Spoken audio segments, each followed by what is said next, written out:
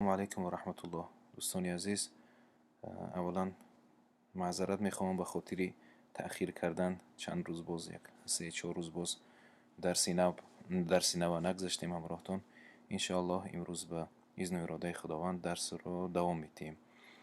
خب پیش از شروع کردن درس یک نکته دیگر را باید ذکر کنم که به ما یک مادر نوشتند، زنگ زدند که همون همون درسایی که شما میگذارید هر خیلی صورت ها در پشان مانده شدگی است. بعضا حرف ها به همون صورت ها و رنگ هایی که از پشتی اونا هستن مطابقت نمیکند، ما دیدن نمیتونیم. بنابراین ما کوشش کردیم که از این پس رفتی درس همون عادی باشد که دیدن آسان شود.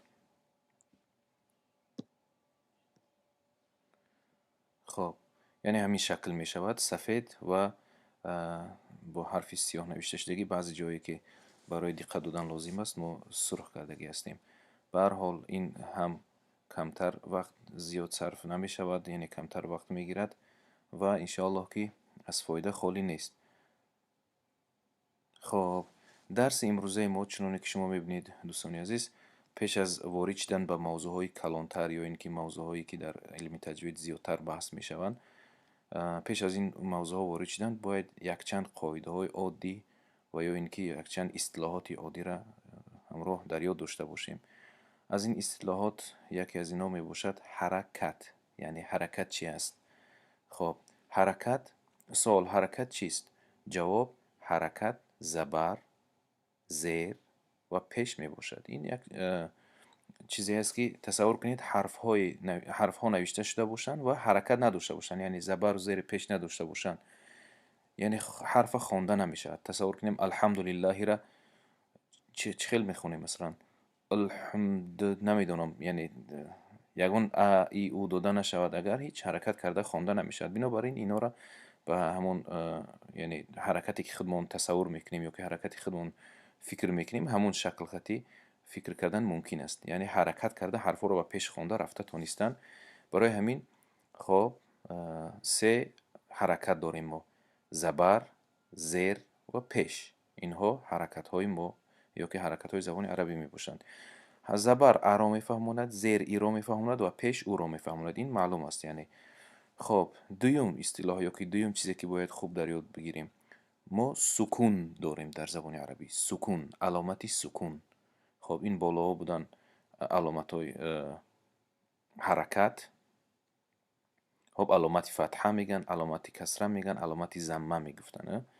فتحه، ضمه، کسره. ما زبر زیر پیش گفتیم، هیچ ضرر ندارد. به هر حال یعنی اینها علامت ها هستند. این اکنون علامت سکون، باز درسی دیگر یا که موضوع دیگر. سوال: سکون چیست؟ جواب: علامتی دوره مانند است که به بالای حرف های به حرکت گذاشته می شود. من همین شکلی نه، من هر دو شکلی که معمول است آوردم برای شما. یکم شکل که بسیارتر زیاد استفاده می شود علامتی دوره مانند است، همین مانندی صفر است یعنی. و دیگر شکلی که در بعضی کتاب ها استفاده می شود به همون شکلی، همون چی میگیم، کله حرفی ها و کله حرفی جیم، کله حرفی خب خا. همین سه حرفه که این باز یک فلسفه دیگری خچه دارد که اون شخصی که این حرکت ساخته است به چی خاطر مثلا همین خیلی شکل داده است به این، از همون حرفی ها، جیم و خا گرفته شدگی است. خب این یک بحثی دیگر است. به هر حال علامت سکون به همین دو شکل نوشته می شود در کتاب. اینا میگن علامت سکون. خب اینجا یک نون هم آوردیم که در بلاش علامت سکون دارد. یک چیز دیگر را دقت دهیم که علامت سکون دوره مانند است یا بعضی جا من خیلی کجک است که در بالای حرف های به حرکت گذاشته می شود. یعنی علامت سکون مخالف حرکت است. کدام حرفی که علامت سکون داشته باشد هرگز او حرکت قبول کردن نمیتواند. یعنی حرفی ما یا حرکت دارد و یا اینکه سکون دارد. خب حرفی ما یا علامتی فتحه، ضمه، کسره دارد و یا اینکه علامتی سکون دارد. یعنی حالت حرف از این دو خالی نیست. حرفها حتما، هر یک حرف حتما یا باید سکون داشته باشد، علامت سکون داشته باشد و یا اینکه خب حرکت داشته باشد. دیگر حرفی ساکن چیست؟ اکنون دقت دیگه دوستان، ما گفتیم که علامت سکون در اینجا گفتیم و در اینجا گفتیم که حرفی ساکن. سوال: حرفی ساکن چی رو میگویند؟ جواب: حرفی که دارای هیچ یکی از حرکت‌های سه‌گانه نباشد حرفی ساکن نامیده می شود. مثلا قافی که بینید حرکت فتحه ضمه کسره ندارد و علامت سکون در بالاش است، گفتیم که قافی ساکن. جیم اگر زبر زیر پیش نداشته باشد میگیم جیمی ساکن. نون زبر زیر پیش ندارد میگیم نونی ساکن. یعنی همه حرف هایی که زبر زیر پیش ندارن، یعنی حرکت ندارن، اونها رو ما میگیم حرفی ساکن. برای چی؟ به خاطر که علامت سکون در بالاش است. یعنی علامت خودی علامت سکون میگیم و حرفی که دارای علامت سکون است او رو ما میگیم حرفی ساکن. علامت سکون و حرفی که دارای علامت سکون است او را میگیم، مثلا جیم باشد جیمی ساکن، کاف باشد کافی ساکن، یا باشد یایی ساکن، قاف باشد قافی ساکن. خب سین باشد سینی ساکن. همین خیل. دیگر علامتی ما تشدید یا که شده، هر نام میگیرن، تشدید هم میگن شده هم میگن. یعنی علامتش من همین خیل است، شکلش، یعنی حرفی ش بر این بالا نوشته میشود. سوال: تشدید چیست؟ جواب: علامت تشدید، اینم علامت بوده است، حرف نبوده است. یعنی علامت تشدید در بالای دو حرف گذاشته می شود که هر دوی آنها از یک جنس بوده، یکیش ساکن و دیگری متحرک یعنی حرکت دار می باشد. یعنی علامت تشدید یک علامتی است که در بالای دو حرف گذاشته می شود که آن حرف ها با هم در داخل یکدیگر درآمدگی هستند. خب و یکی از این حرف ها علامت سکون دارد و دیگریش حرکت دارد، یا زبر یا زیر یا پیش دارد، یعنی یگان حرکتی دارد. بنابراین اینا میگن علامت تشدید. مثال، از روی مثال خوبتر میفهمیم. خب فکریم رب، کلمه رب را بینید، در بالای کدام حرفی ما تشدید است؟ در بالای حرفی با، حرفی ب ده تشدید است. حرفی ب در همین کلمه رب در اصل چه خیل است؟ رب ب، یعنی تشدید در بالای حرفی ب آمدگی است. حرفی ب ما اولش ساکن است، دیگریش متحرک حرکت دارد.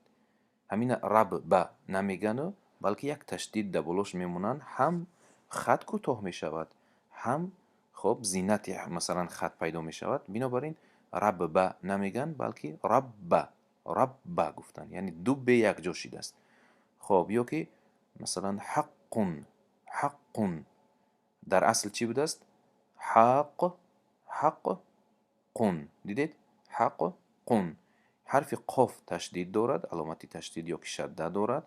خب در اصل دو قاف در همین حرف وجود داشته است، اولیش ساکن و دومیش متحرک، یعنی حرکت دارد، یعنی زبر یا زیر یا پیش داشته باشد. حق قو، حق قن.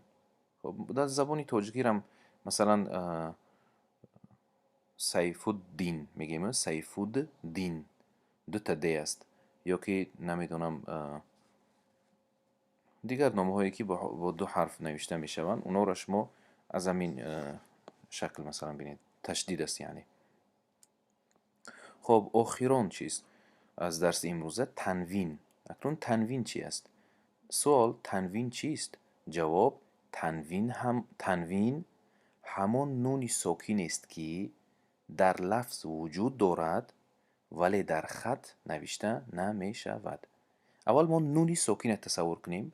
نونی ساکن، ما گفتیم که حرفی ساکن کدام حرف میگن؟ حرفی که دارای علامتی سکون در بالاش، یعنی نه زیر نه زبر نه پیش یگان چیز نیست، بلکه علامتی سکون است. پس نونی ساکن نونی را میگن که نه زبر دارد نه زیر نه پیش.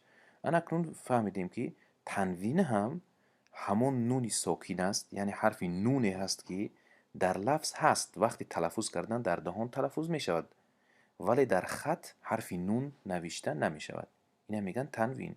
مثلا من بینید اینجا سون نوشته شده است، سون. سین و حرکتی تنوین دارد، یعنی تنوینی اون دارد، یا که دو پیش میگیم در اصطلاحاتی مثلا در بین مردمی خودمون همین خیلی مشهور است که دو پیش میگیم.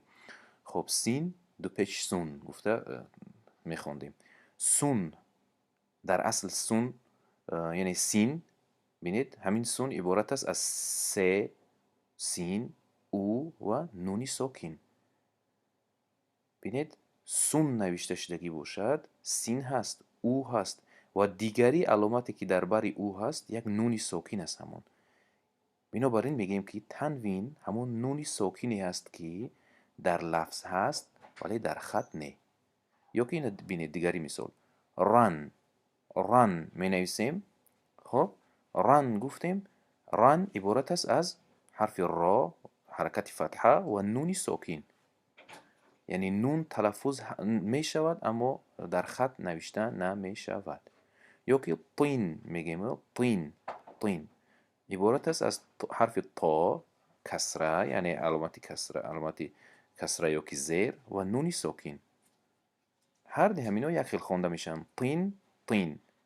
فهمیده می شود که هر کجا که تنوین آمد البته که در اونجا نونی ساکین هست، یعنی در زبان هست اما به شکلی که نونی ساکین هست نوشته نمی شود، بلکه در جای نونی ساکین اگر حرکت کسره آمدگی باشد یک کسره دیگر زیادی میکنند، حرکت فتحه آمدگی باشد یک خطچه دیگر در بلاش رنگ همون علامت فتحه زیادی میکنند، و اگر علامت ضمه باشد باز یک ضمه دیگر زیادی می نویسند و این می شود تنوین.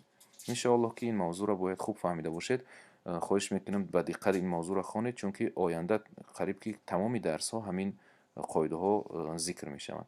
سبحانك اللهم وبحمدك ونشهد ان لا اله الا انت نستغفرك ونتوب اليك.